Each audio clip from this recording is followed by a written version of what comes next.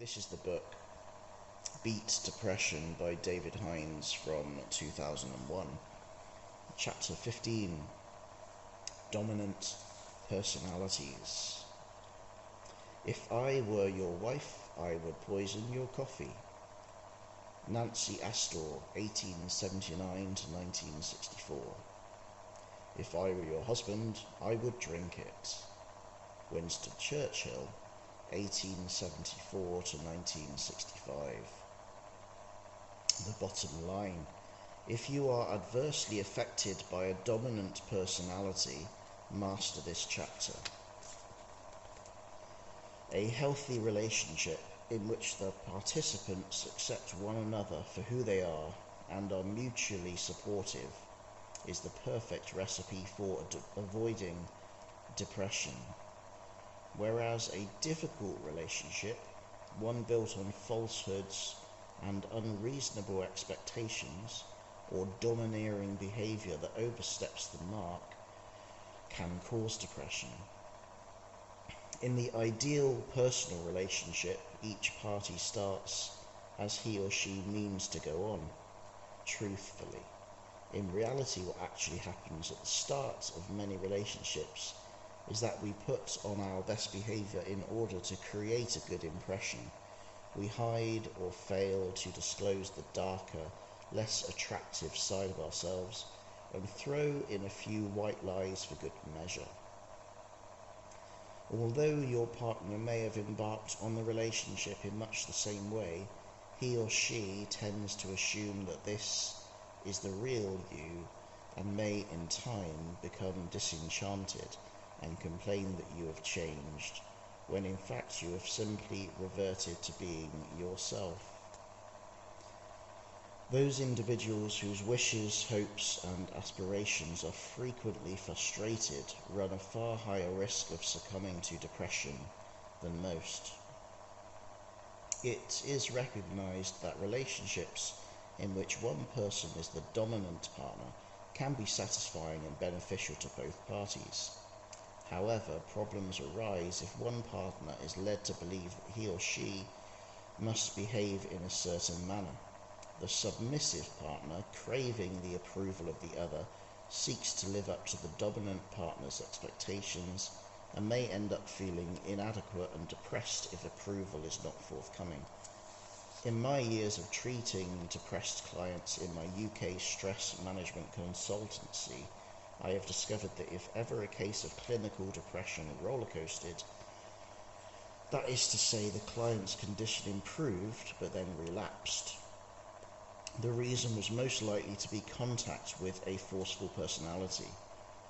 How can a dominant personality adversely affect someone's condition to the point of relapse?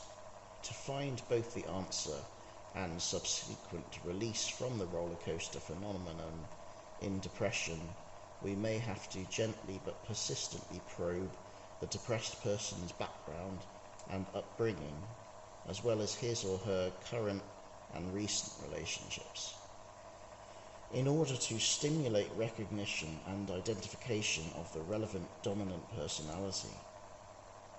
Once this problem is out in the open, it is relatively straightforward to deal with. Step 1. Think. Remind yourself who are the influential people in your life. Step 2. The process of elimination. Make a complete list of all the people who have opposed you in any way, commencing with the most recent opposition and then continuing right back to childhood. For example, a typical list might read: husband/wife, ex-partner, VAT inspector, bank manager, boss, landlady, landlord, uncle, aunt, doctor, father, mother, teacher, nanny. It could be that the list includes someone now dead. Go through the list, deleting only one entry at a time. Commencing with the least influential, and therefore the least likely to be unknowingly causing you problems, repeat the process until only one name remains. There must be only one, the significant one. If there are 10 names on the list to begin with, you must go through the process 9 times in total. Step 3. Dealing with the problem once identified. Sometimes the significant one is no longer present in your life. For example, an overly strict stepmother or an institutional care worker. Tell yourself this person no longer has the right to exert his or her influence over you. You can do very well without their approval in future. Later in part 4 of this book, you will discover powerful new techniques that will enable you to disconnect from the past and move ahead.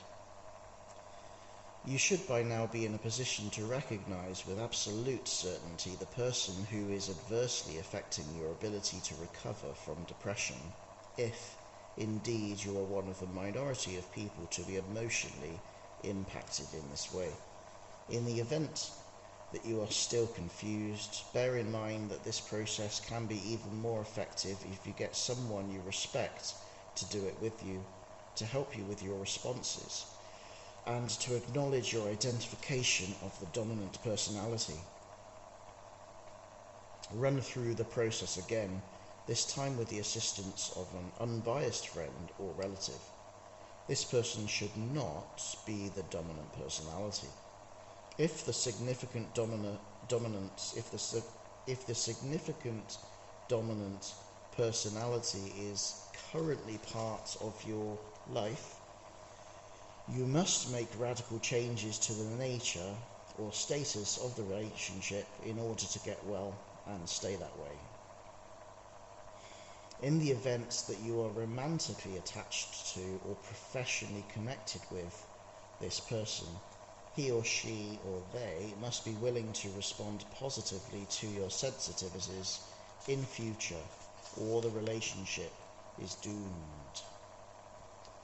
In a worst case scenario, if you don't get the cooperation you need, you should possibly consider ending the relationship, or at the very least taking an immediate 4-week break from it. Why 28 days? That's how long after a trauma like this it will take for your mind to rest easy and regain equilibrium. This is a difficult process, and you should feel proud that you have identified the person responsible for your discomfort and been able to understand how he/she has influenced you. You have to ask yourself why you allow yourself to be tormented in this way. You must work on building up your self-esteem, value yourself more than you have done before. It is your life.